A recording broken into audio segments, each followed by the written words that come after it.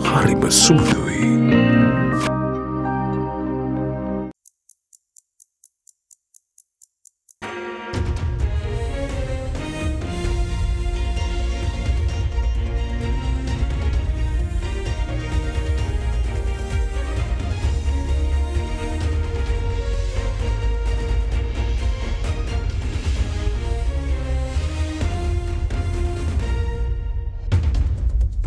Tonight, on First at 9 this Tuesday, the 19th of December 2023. Paddy payback. Cabinet of Ministers grants approval to provide compensation to farmers instead of allocated paddy lands. Electric immunity. VAT will not affect the new electricity tariff revision. Impact on fuel prices to be discussed, says Minister of Power and Energy. True reconciliation. Sri Lanka to introduce Truth and Reconciliation Commission, reveals Minister of Foreign Affairs. Health scandal. The court deems the former health secretary's actions suspicious and further remands him. ඔබේ විශ්වාසය දෙනු සෙන්සුරයින් දැන් ළඟමැති ෆාමසියෙන් ලබාගත හැක. නියම malt සාරය සමග Maliban malt දැන් රුපියල් 750ක් පමණයි. From AdaDerana, this is AdaDerana First at 9. Live from Studio 24 in Colombo. Good evening and a warm welcome to today's edition of AdaDerana's English News First at 9. This is Jonathan Benedict. Let's take a look at our news for the evening, starting with our top story right now. Minister of Power and Energy Kanchana Wijayasekara asks all stakeholders to propose amendments to the drafted new electricity bill that was gazetted earlier this month to be submitted to the Ministry of Power and Energy before the 3rd of January 2024. Further commenting on the electricity tariff revision, which is due in January of 2024, Minister Wijayasekara said that the newly passed value-added tax, which will be implemented from January 1st, will not affect the revision. However, the minister said that the tax will affect the fuel prices and that the government is having discussions on how to minimize the impact, and a fuel price revision will also be done in January. විදුලි බල ක්ෂේත්‍රයේ ප්‍රතිසංස්කරණ පිළිබඳව පසුගිය මාස 14ක පමණ කාලයක් කටයුතු කරලා නව විදුලි බල පනතක් හඳුන්වා දීමේ අරමුණින් එහි කෙටුම්පත මේ වන විට ගැසට් කරලා තිබෙනවා. තමන්ගේ අදහස් හෝ යෝජනා තිබෙනවා නම් ඒ අදහස් යෝජනා විදුලි බල හා බල ශක්ති අමාත්‍යාංශය වෙත ජනවාරි මාස 3 වෙනි දින දක්වා අපි කාලය ලබා දීලා තියෙනවා. අද ඉඳලා සති දෙකක කාලයක් ලබා දෙන්න කටයුතු කරන්න කියන ඉල්ලීම කරනවා. වැසි කාලගුණ තත්වයක් පසුගිය මාස දෙකමාර පුරාම බුණු නිසා සහ ඉදිරි සති කීපයත් එවැනි තත්වයක් පවතින නිසා විදුලි බල මණ්ඩලය නැවත වතාවක් අපිට දැනුවත් කරලා තියෙනවා. නැවත විදුලි බිල සංශෝධනයකට යා හැකි. ඒ විදුලි බිල සංශෝධනයේදී වැඩි කළ ගාස්තු ප්‍රමාණය අඩු කිරීම සහ මහ ජනතාවට විදුලි බල මණ්ඩලයට සිදුවෙච්ච වාසියේ සහනය ජනතාව වෙත ලබා දිය යුතුයි කියන එක. ජනවාරි විදුලි බිල සංශෝධනයේදී අපි විශ්වාස කරනවා පවතින දත්ත මේ වන විට අපිට ලැබිලා තියෙන තොරතුරු සහ පවතින කාලගුණ තත්ත්වයක් එක්ක විදුලි බිලේ සහනයක් ජනතාවට පාරිභෝගිකයන් වෙත ලබා දෙන්න රජයට පුළුවන්කමක් ලැබෙයි කියන එක. ජනවාරි මාසයේ සිදු කරන විදුලි බල සංශෝධනයට කිසිසේත්ම වැට් බද්දේ බලපෑමක් ඇති වෙන්නේ නැහැ. ඉන්ධන සම්බන්ධයෙන් යම් බලපෑමක් ඇති වෙනවා. නමුත් ඒ බලපෑම අවම කිරීම සඳහා අඩු කරන්න පුළුවන් වෙනත් බදු තියෙනවා නම් ඒවා පිළිබඳව මේ වෙනට සාකච්ඡා කරමින් පවතිනවා. ඒ සාකච්ඡාවල ප්‍රතිඵලත් සමග අපි ජනවාරි මාසයේ ඉන්ධන මිල සංශෝධනයත් සිදු කරන්න බලාපොරොත්තු වෙනවා. ඒ වගේම ඔබතුමා සඳහන් කරා ජනවාරි මාසෙ වල විදුලි බිල යම් අඩුවක් කරන්න පුළුවන් වෙයි කියලා. අද ඔබතුමා සඳහන් කරා ඒකට වැට් බලපාන්න නැති වෙයි කියලා. ඔබතුමා සඳහන් කරා ජනවාරි මාසෙ බලපාන්න නැති වෙයි කියලා. කොහොම වුණත් ඒක ඉන් පස්සට ඒ කියන්නේ පෙබරවාරි මාර්තු වලට බලපායිද වැට් ප්‍රශ්නේ නැවත විදුලි බිලට? එහෙම නැත්නම් අනිත් ප්‍රශ්නේ තව චෝදනාවක් නැගන විපක්ෂයෙන් මේ වෙනකොට විදුලි බිල වැඩි වීම නිසා ගෙවා ගන්නට බැරුව නිවාස ලක්ෂ 3ක් පමණ විදුලි විසන්ධි වෙලා තියෙනවා. විදුලි බල ක්ෂේත්‍රයට වැට් බද්දා දාලා වෙන්නේ නැහැ. ඒක ඉදිරියටත් නැහැ. මොකද අපිට දැවිතෙල් ගල් අඟුරු නැප්ත පාවිච්චි කරන මේ සියල්ලම වැට් බද්දෙන් නිදහස් වෙච්ච භාණ්ඩ ක්ෂේත්‍රයේ වැට් බද්දෙන් නිදහස් වෙලා තියෙන නිසා ඒක බලපෑමක් ඇති වෙන්නේ නැහැ. විදුලි බල මණ්ඩලයේ මේ තියෙන සංඛ්‍යා ලේඛන ඇතුලේ පැහැදිලිවම තියෙනවා පසුගිය මාස 3 ඇතුලේ සාමාන්‍යයක් හැටියට ගත්තම සම්බන්ධතා 30000කට අඩු ප්‍රමාණයක් තමයි කිසිම ඒකකයක් පාවිච්චි නොකරන ඉන්න සම්බන්ධතා හැටියට තියෙන්නේ. කියන්නේ 0 unit consumption. ඒක නිසා ලක්ෂ 5ක් විසන්ධි වෙලා තියෙනවා, ගෙවා ගන්න බැරුව ඉන්නවා, කනෙක්ෂන් එක නැතුව ඉන්නවා කියන එක, කළුවරේ ඉන්නවා කියන එක ඒක සම්පූර්ණ ප්‍රතික්ෂේප කරනවා. Sri Lanka's Cabinet of Ministers has granted approval to providing compensation instead of alternative paddy lands to selected families who relinquished their lands due to the construction of the Yarn Oya Reservoir and Left Bank Channel. With that, let's take a look at other cabinet decisions taken over the course of the day. Sri Lanka's Cabinet of Ministers approved a proposal put forward by Minister of Irrigation Pavitra Vaniyarachi to provide additional compensation to the selected families who relinquished their lands due to the construction of the Yarn Oya Reservoir and Left Bank Channel instead of providing them with alternative paddy lands. The decision was made due to the non-availability of lands around Horovpatana, Padavia and Sripura Divisional Secretariat areas for development as paddy land. Accordingly, the Cabinet of Ministers approved the payment of 1.8 million rupees as compensation to those who lost lands due to the construction of the Yarn Oya Reservoir, and with the provision of a payment of 1.8 million rupees as compensation in lieu of a 1.5-acre plot of paddy land to the selected families who lost their lands due to the construction of the Left Bank Channel. In another decision, the Cabinet of Ministers approved the extension of the duration of the Market Development Facility Programme under the Good Governance for Growth Programme implemented under the Australian Government's Grant in Aid. The Australian government agreed to provide an additional grant of $42.1 million Australian dollars for the program. Subsequently, the Cabinet of Ministers approved the proposal put forward by President Ranil Wickremesinghe to enter into an adjunct agreement with the Government of Australia to secure the grants. In another development, the Cabinet of Ministers approved the import of maize by the Sri Lanka State Trading General Corporation. The decision came following the shortage of raw materials required for the production of poultry feed due to insufficient stocks of maize in the open market. The Cabinet of Ministers approved the shortage of raw materials required for the production of poultry feed due to insufficient stocks of maize in the open market. The Cabinet of Ministers also approved providing relief for government officers entitled for political rights who presented themselves available for local government elections. The Commissioner General of Elections has informed the Ministry of Public Administration, Home Affairs, Provincial Councils and Local Government that it is appropriate to appoint a committee for solving issues that occurred due to the postponement of the local government elections in 2023 without a date. In another decision, the Cabinet approved the provision of an opportunity to the private sector to import 50,000 metric tons of rice of GR11 rice category, similar to Kiri Samba. Approval was granted per the recommendation of the Food Policy Committee in order to control the price of rice in the open market on the 20th of November 2023. The decision was approved in a bid to create competition between Kiri Samba and Samba rice in the local market with the intention of providing a price advantage to the consumer.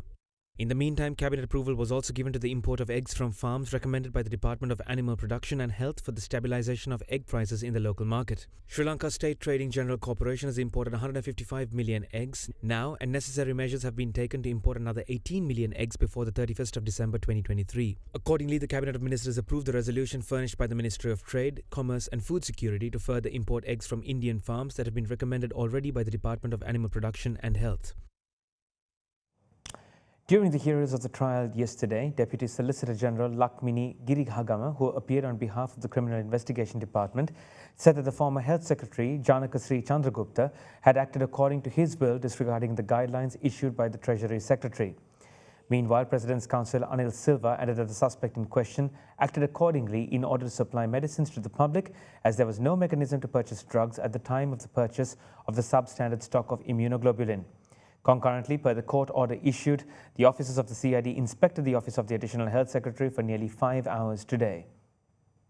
The arrested former Health Secretary Janaka Sri Chandragupta was later produced before the Malika Kanda magistrate Lochani Abevikrama last evening. Appearing on behalf of the Criminal Investigation Department, Deputy Solicitor General Lakmini Girihagama said that the former Health Secretary in question had not followed the guidelines issued by the Treasury Secretary when being appointed as chairman of the Emergency Procurement Committee. Stating that under the Indian credit line, medicines can only be purchased from Indian importers, the Deputy Solicitor General revealed that the suspect had called for the tender process prior to receiving Cabinet approval to purchase medicines from local suppliers and had proceeded to make payments to the supplier in question from the bank account of the Medical Supply Unit without Cabinet approval. Further questioning the relationship between the owner of the company that supplied the substandard stock of medicine and the former Health Secretary, the Deputy Solicitor General added that several actions of the former Health Secretary were deemed to be suspicious. The magistrate in this regard questioned the possibility of the suspect, who was an administrative officer, to violate the procurement process when there was a minister above him. In reply, the Deputy Solicitor General responded that the suspect had violated the guidelines related to the procurement process per his will. However, investigations are currently underway as to whether there was an intervention by another party in this regard. Subsequently, President's Counsel Anil Silva presented a bail application on behalf of suspected former Health Secretary Chandragupta. Anil Silva further added that the suspect in question went beyond his purview to provide medicines to the general public, as there was no mechanism to purchase drugs at the time of the purchase of the substandard stock of medicines. Taking the facts presented into consideration, the magistrate rejected the suspect's bail application and ordered that the suspect be remanded till the 27th of December this year. Concurrently, the Malika Kanda Magistrates Court ordered the sealing off of the office of the Additional Secretary of the Ministry of Health, Saman Ratnayaka, and to facilitate the Criminal Investigation Department in searching the sealed premises today from 9 a.m. to 5 p.m. Per court orders issued, the CID inspected the office of the Additional Health Secretary for nearly 5 hours and further recorded a statement from Saman Ratnayaka. Senior advisor to the President of National Security and Chief of Staff, Sagala Ratnayaka, stressed that the negative perception associated with the term diaspora in Sri Lanka underscored the importance of offering a level playing field and attractiveness to make Sri Lanka an appealing place for investment opportunities, attracting Sri Lankans living abroad to invest in the country. He emphasized this at the launch of the official website for the Office of Overseas Sri Lankan Affairs at the International Migrant Day celebrations. Meanwhile, also joining the event, Minister of Foreign Affairs Ali Sabri announced the approval of a new law establishing a Truth and Reconciliation Commission with significant powers, including the ability to provide reparations, locate missing persons, and initiate prosecutions. When you talk of the diaspora, in Sri Lanka, everybody thinks you're an extremist or somebody who's against Sri Lanka. That is the feeling that was brought upon us during the war. The diaspora always related to somebody who was speaking against Sri Lanka. So then there was this animosity that built up the minute you use that word. But that really isn't the case. A Sri Lankan who's now living in another country is part of the diaspora. We had a big picture in mind. We wanted all the Sri Lankans who invest in other parts of the world to come back to their country and invest. And I'm glad to say in 1 year of work, they have come a significant ways. We can't ask them to come back and put their money here unless we're offering a level playing field, unless we're offering transparency, unless we're offering opportunity. Opportunity will come when the other things come like transparency, level playing field, and we become attractive. Then this will become an even more attractive place for people to come and invest. Today, Cabinet approved the new law to introduce a Truth and Reconciliation Commission. This time with lot of teeth. That means not that they only will give recommendation, but they have the power to implement. What are the powers? They can say that these people or this person is a victim and therefore provide reparation. Or this particular person's child is missing and they can give a report on that to find that. Thirdly, they also can be asked that Attorney General to prosecute if there was evidence on this. So there are very positive and progressive steps we have taken, but that is open for discussion. This is the first step of that. Ultimately, what is important is the ultimate law which is certified by the Speaker of the country should be a good law. So now that is available. Probably we will present that in the Parliament in the first 2 weeks of the January. So all these things is to create a conducive environment for a fair living for all people. Minister of Justice Vijaydas Rajapaksa says that over 30 bills are to be tabled in Parliament and in the year 2024, while 8 bills will be put forward by the Justice Ministry in January. With that, let's look at what the Ministry of Justice plans for the upcoming year in our news segment 2024 and beyond.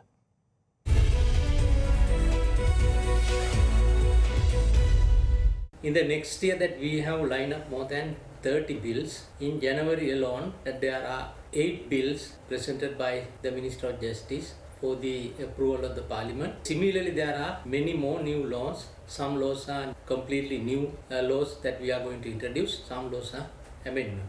And in January, that there are a few important bills. One is just to regulate the procedure regarding the contempt of court, which we were lacking for a long period. Then we have introduced the hydrographic bill, whereas during last 3.5 decades that we have failed to enact a law relating to the law of the sea and just to ensure our revenue from the ships sailing along Sri Lankan waters. That bill also scheduled to be enacted in January next year. In addition to that, we are making a lot of reforms in relation to the criminal justice system. We are going to introduce a sentencing policy, then plea bargaining policy. In addition to that, a recovery of assets, whereas the maybe politicians or the officials that who have got unjustly or through corrupt practice some assets or money that we are going to recover through the legal process, and also disposal of court production law. Likewise, that's many more laws to be enacted in the course of next year. Those new bills include that enforcement of foreign judgment, complete reforms on the divorce law, and various other laws. In addition to that, our ministry is in charge of the subject of reconciliation. There are 3 offices that we are maintaining at the moment, that is the Office of Missing Persons, Reparation Office and Unity and Reconciliation Office. We wanted to expand that the scope of the Unity and Reconciliation Office by enacting a completely new law, which is also scheduled to be taken up for approval in the course of January 2024. And therefore, with the involvement of the international agencies, especially IMF, now we are trying to move forward, creating a stable economy in our country for a longer period.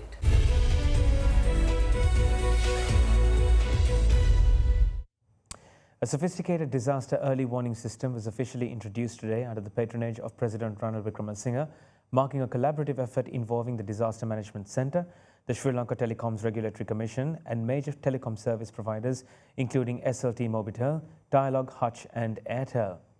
The Memorandum of Understanding formalizing the strategic initiative was also signed at the President's office today. The primary objective of the state-of-the-art disaster early warning system is to fortify the existing mechanism, ensuring the safety and well-being of Sri Lankan citizens amidst various disasters, including those caused by weather changes and changes in climate. The system leverages cutting-edge technology to deliver more effective early warnings throughout telephone communication systems and networks. Specifically focusing on tsunami disasters, the system targets nearly 60,000 mobile and landline numbers in 14 districts identified as high-risk areas.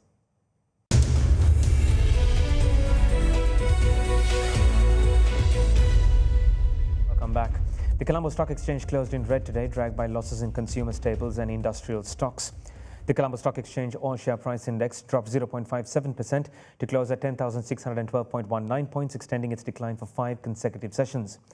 Distilleries Company of Sri Lanka and Hales PLC were the top losers on the index, falling 2.15% and 4.18% respectively.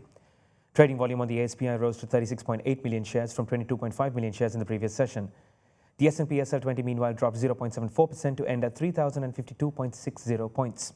Market turnover rose to 565.5 million rupees from 445.8 million rupees in the previous session. The food, beverage and tobacco sector was the top contributor to market turnover, while the banking sector was the second highest contributor. Foreign investors were net sellers, offloading stocks worth 53 million rupees, while domestic investors were net buyers, purchasing shares worth 526 million rupees.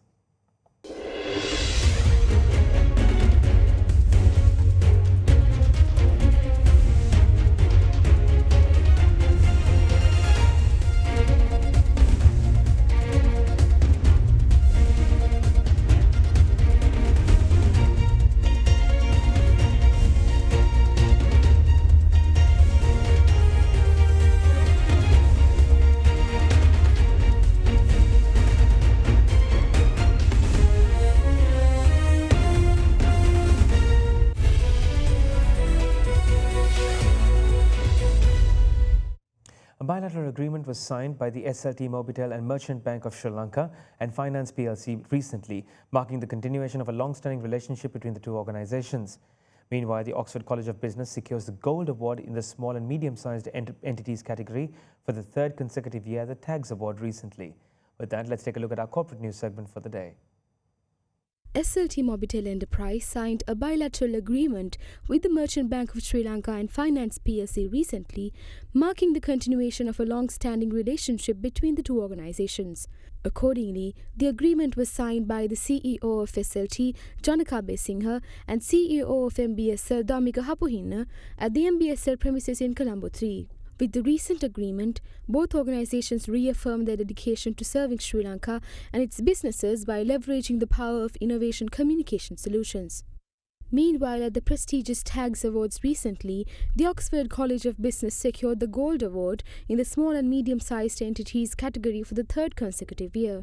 Highlighting the dedication of the college, this achievement reflects the ability of the Oxford College of Business to maintain high standards. The college has demonstrated an exceptional ability to integrate principles into its financial reporting practices, contributing to the overall development and credibility of the education sector. A subsidiary of the CIC Holdings and a leading manufacturer of herbal products, Link Natural Products Private Limited, was able to secure 3 major awards of excellence competing against the best across all sectors. Link Natural was bestowed with the Best Exporter Herbal and Ayurveda Award at the eminent Presidential Export Awards 2022-2023 based on its export earnings, value addition for exports, employment creation, market diversification and growth of export earnings. This is the highest honour bestowed upon Sri Lankan exporters, and it is a testament to the company's commitment to excellence in export performance.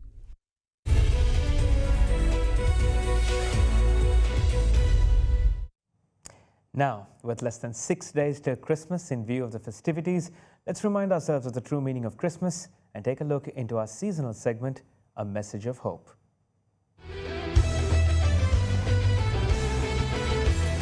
My dear brothers and sisters in Christ, Christmas is a celebration of the birth of Christ. God sent His only begotten Son to this world so that world will enjoy divine peace, divine joy. That means they are the gifts from the Lord itself. Unfortunately, because of the human weakness, world has lost its joy and peace. Every time when we celebrate Christmas, we are invited to experience that joy, that peace. We know very well in our country, all of us are walking without proper joy, without proper peace. We have almost lost them because of the crisis that we face in the recent past, especially political crisis, economic crisis. They have caused us to live without proper peace. Therefore, we earnestly pray and ask the Lord during this Christmas, we may have that divine peace, divine joy, so that once again we may be able to experience the God's love which God extended to the world with full confidence that humanity will live with that same joy, with that same peace. Therefore, we all pray during these days for that peace, for that joy. Let the people in our country, let the leaders of the country, let the political leaders of the country feel that they have to give that joy people are longing to experience. Before I conclude, let me wish you God's grace-filled, God's peace and joy-filled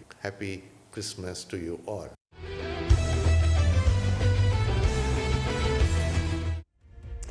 That wraps up my news bulletin for the evening. Six more days for Christmas. This is Jonathan Benedict. Have a blessed Wednesday ahead. Good night.